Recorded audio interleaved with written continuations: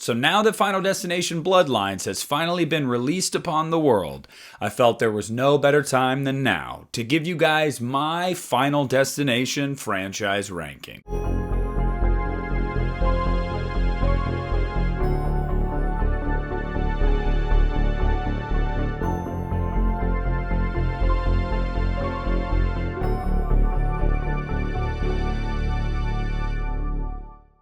Hey, what's up everybody? Nick here, and today I want to give you guys my ranking of the Final Destination movies. Now, I am 30 years old. I was born in the early 90s. If you are around my age, you grew up with this series. So, needless to say, I'm sure you're excited just like I am to see it back on the big screen after a decade and a half. But it goes deeper than that. Final Destination traumatized generations of people, but specifically my generation. Growing up, you looked at airplanes differently. You looked at roller coasters differently. You'll never drive behind a log truck again. I was never going to find myself at any NASCAR raceway event, so that didn't really change anything. This franchise really changed the way we viewed things in the world. It genuinely made us afraid of the most mundane things. You were looking at everything in any possible situation sometimes going, what kind of chain reaction could be set off that would end up having this end my life? And for that, I thank Final Destination, and I also curse you, because it truly did change my childhood. So, I was really excited to see a new movie finally coming out. Warner Brothers finally got off their asses and said, let's bring Final Destination back. There's 6 movies in this series, so starting off at number 6, the worst of the bunch for me is The Final Destination, aka Final Destination 4. Look, I'm going to say a lot of things about these movies in this ranking. This is the only one that I would say is actually a bad movie. Period, point blank. I just think it's a bad film. Look, I have a vendetta with this movie. I've talked to you guys about this. It came out the same weekend as Rob Zombie's Halloween 2, and it made more at the box office. So from that point, from the very beginning, I was like, screw you, I hate you, I hope you crash and burn. So imagine how frustrated I was when I actually watched the movie and said, oh wow, it's also terrible. This movie is really, really bad. Look, this was the weird era in the late 2000s, early 2010s, where a bunch of horror movies were trying the 3D gimmick. Unfortunately for the Final Destination, it does not aid this film in any way.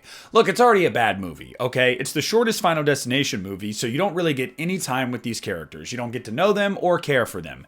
The opening sequence is stupid. Look, I've never found myself at a racing event like this, and I know a majority of the country probably never will. So this was already a fear that was just I feel like this is niche. Not a ton of people are going to find themselves in this situation in their lifetime. Furthermore, I just felt like how it all unfolded on screen too was super over the top and unbelievable. Now you could say, well, that's Final Destination. And in some ways you'd be right, but I've always felt they were grounded in some kind of reality. This just goes way off the rails in its opening sequence, to the point where, again, they're simply just trying to play up the 3D and the carnage candy, but it's not scary at all. It doesn't create any tension. If anything, you're just like, oh, wow, okay, this is what we're doing. And as the movie goes on, you really just get a lot of that. Kill sequences with terrible CGI 3D effects, characters that you do not care about. And I don't want to hear anybody say, oh, well, you don't have a lot of characters in this series you care about anyway. I simply reject that premise. There are a ton of characters in this series that I love. I think every one of these movies is anchored by its cast. Not saying you get to know the ins and outs of their lives, but you get moments with them where you are endeared to them, or you hate them and you want to see them die. The Final Destination doesn't do anything like that. Look, it is a CGI, 3D, schlockfest, palooza, whatever you want to call it. It's dumb, it's unbelievable, and it is genuinely a bad movie and earns its place at 6 on this list. Coming in at number 5 is going to be one that might surprise you guys, and if you would have told me this 5 years ago, it would have surprised even me, and that is Final Destination 3. Now, as I said, the only one that I do not like is The Final Destination. So I like Final Destination 3. This is a pretty consistent franchise, similar to Scream and Evil Dead, so it's kind of hard for me in the middle here to decide, which one is a tad better than the other one. Final Destination 3 had a really relevant opening premonition for me at the time that this movie came out. I was a teenager and I had not begun riding roller coasters that went upside down yet. Not really a fear, I just hadn't yet. And then I saw this movie and I was like, I'm not riding roller coasters that go upside down. Now fast forward to today, I love roller coasters. I am an adrenaline junkie, so this movie didn't scar me for too long. But for a very formative period there, this movie had a profound impact on me. I want to say that I really do like the cast here. I really like Ryan Merriman. I really like Mary Elizabeth Winstead. This movie definitely feels like that mid-2000s horror, and I really dig that. There's some great kill sequences in this, and like I said, I love the opening premise here.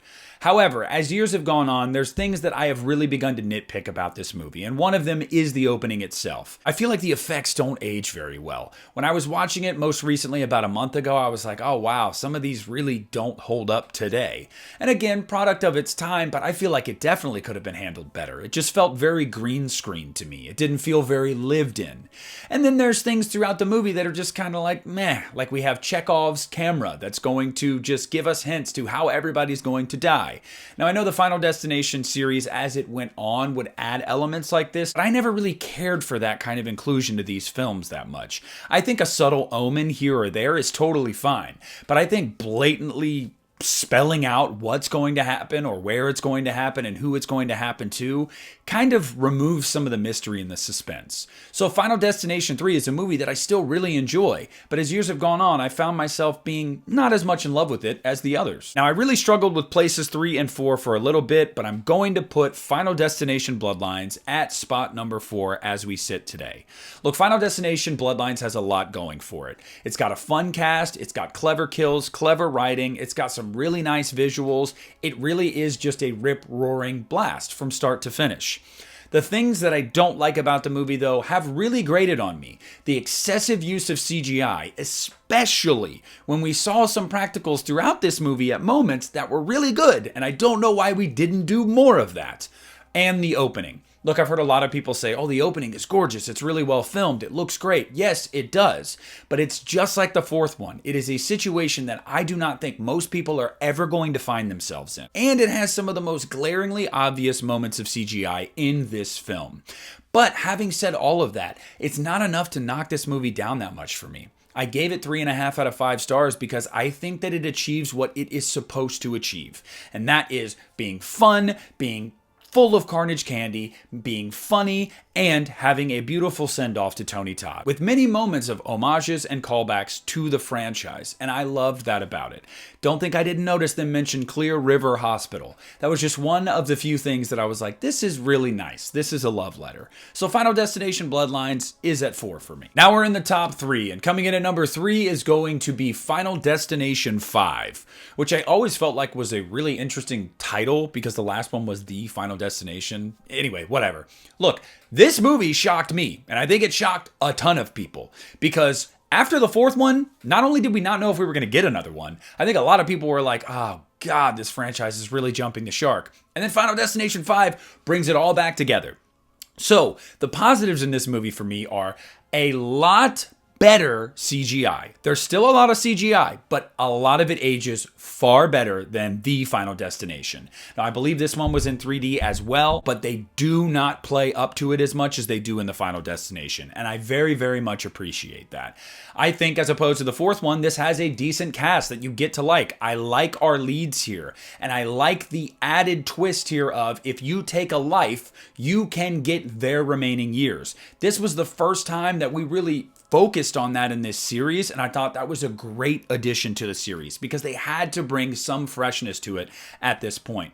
I also thought it was really cool to see Tony Todd back. Whenever Tony's in one of these movies, I feel like it just adds some cachet to it because I love his character. So it should be no surprise to you guys that my top 4 in the series are the 4 where he is in the movie. I know he's in 3 as the voice at the ride, but you know what I mean, physically on screen. And then finally, I think the biggest pro about this movie is how they tied it into the original film. To find out that this movie was a prequel at the end of this movie was awesome. I remember watching this for the first time and being like, holy shit. I could tell that they were intentionally being vague about the period that it was set in, because we didn't see like cell phones and we didn't see super new cars. They were very, very vague about it. And it all makes sense at the very end. So tying it into that, I thought was really interesting. And again, another injection of freshness and vitality into this series that it desperately needed after the fourth film. There are some downsides to this movie. As much as the CGI is better, there are still some moments that I just really cannot stand. But the biggest problem for Final Destination 5 for me, honestly, is the opening and the setup. While it's better than 4, and I would even say Bloodlines, it's not better in believability. Yes, sure, I could end up in this situation far more often than I would the situations in Bloodlines or in the Final Destination.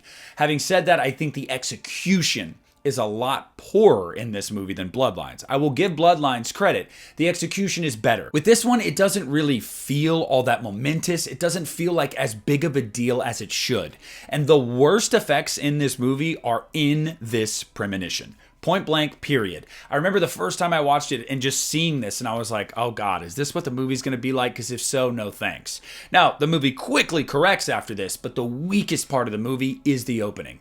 But this is a really, really solid movie that brought so much vitality back to the series, and that's why it's at number 3. Coming in at number 2 is going to be the original Final Destination.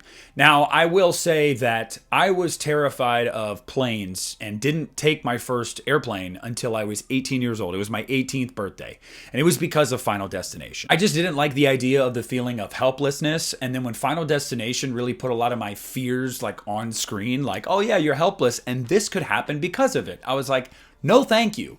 So Final Destination really started it all for me when it came to a lot of my traumas and anxieties about death and certain situations that could cause me to die. So I owe this movie that. I also think Final Destination has the best cast, period, point blank. I think the cast in this movie is the best of all of the movies. Their camaraderie is the best. Devon Sawa leads this thing and he's great. Ali Larter is great in this movie. Seann William Scott is in this movie. He's great in it. There is so much about this cast, the way they work together on screen, the setups that they are put into and how they get out of them or don't get out of them. I just think it is the best cast, period.